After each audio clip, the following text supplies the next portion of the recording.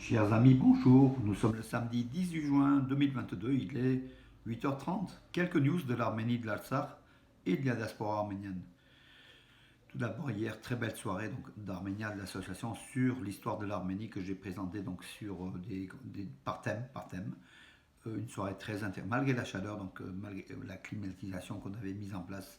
Il faisait quand même encore chaud, mais vous étiez plusieurs dizaines à me suivre, justement, à être venus par cette chaleur, suivre cette conférence qui était, me semble-t-il, d'un très très bon niveau. En tout cas, ça vous a fait plaisir, je sais. On a terminé cette belle soirée, donc tard, hier soir, voilà, tout simplement. Et puis je rappelle donc ce soir à 20h à l'espace Liberté à Saint-Marcel-des-Valences, le gala de l'Académie de danse et de musique arménienne de Valence, de Levon Tchatikian. Donc à venir encourager nos jeunes, justement, ceux qui diffusent la culture arménienne à travers l'art des chants, des danses. Ça sera intéressant à 20h, donc Saint-Marcel-des-Valences.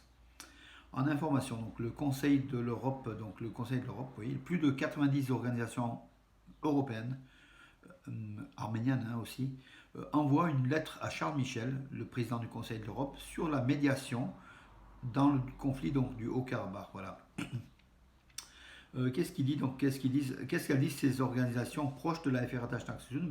Elles demandent à Charles Michel de clarifier la position. Donc, ils expriment le profond mécontentement face à la récente déclaration publiée par le Premier ministre Nicole Pachinian après la réunion trilatérale à Bruxelles avec le président Aliyev, le Azeri Aliyev, donc le 22 mai dernier. Donc, ils demandent une clarification.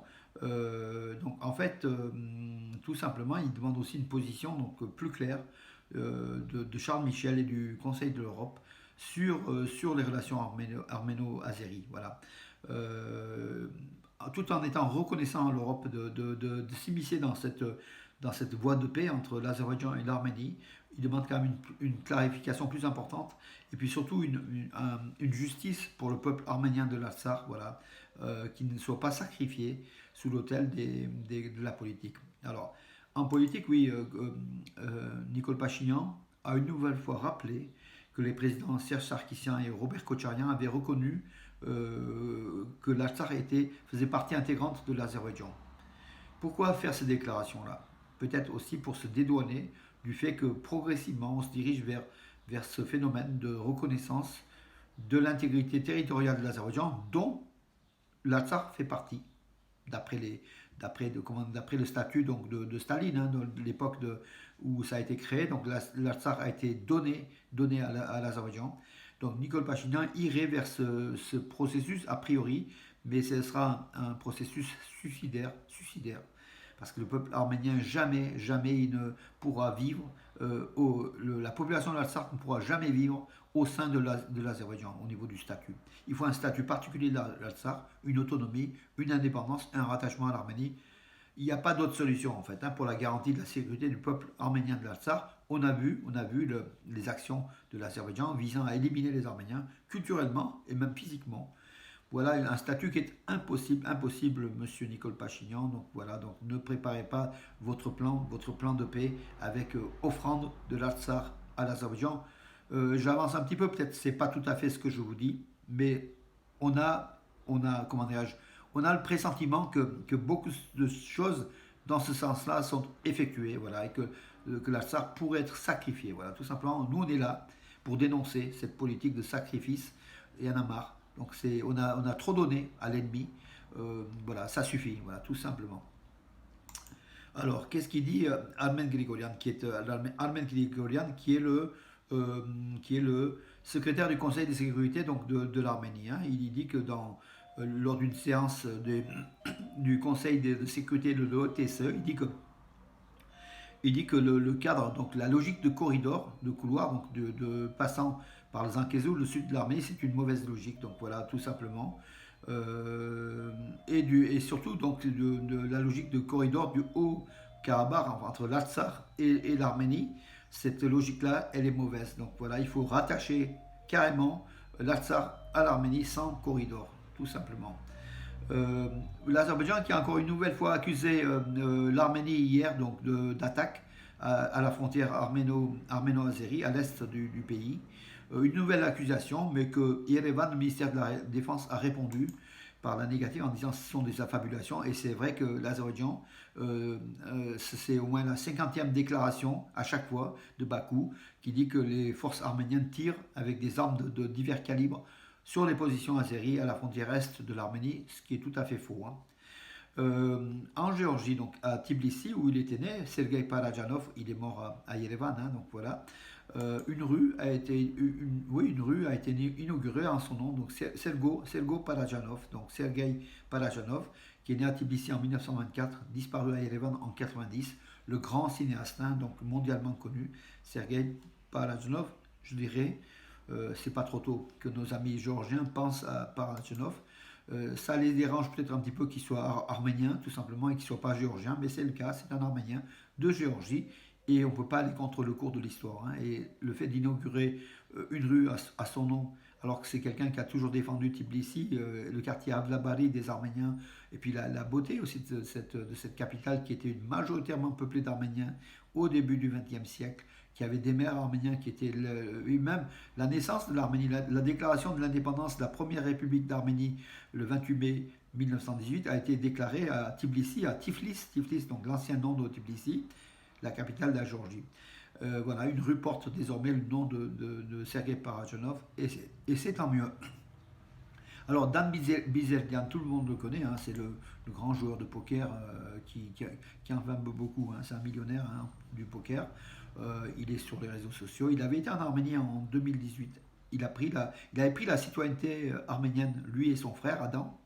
Il avait offert 250 000 dollars à l'Arménie, en fait, à l'Artsakh, en octobre 2020, dans le cadre de l'aide, de l'aide militaire. Hein.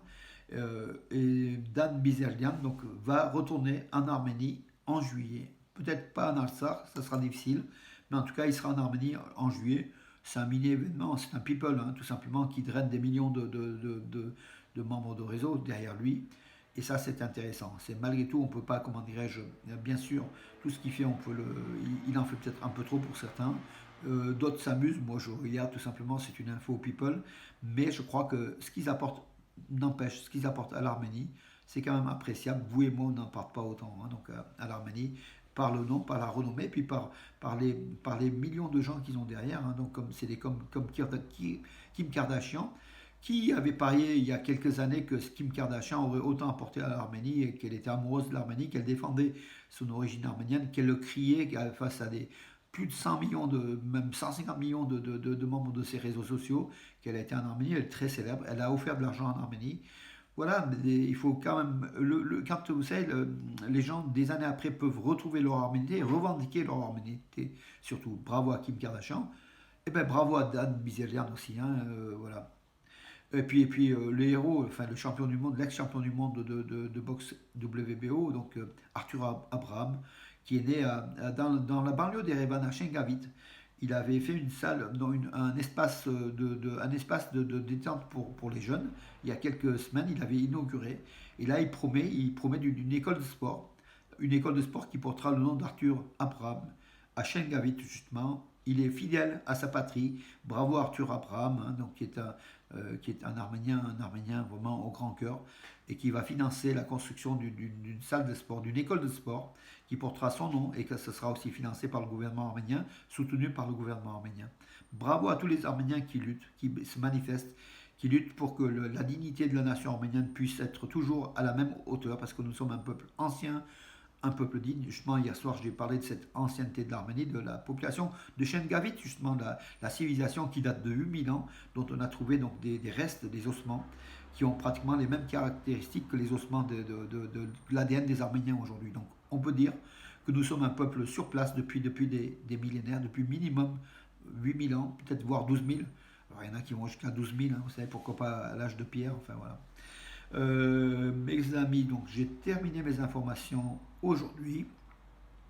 Un petit coucou à tous les villageois et villageoises d'Arménie qui luttent tous les jours pour l'arménité, pour justement prodiguer auprès des enfants, des écoliers, des enfants aussi des villages, ce sentiment pas national, de patriotique, voilà, tout simplement.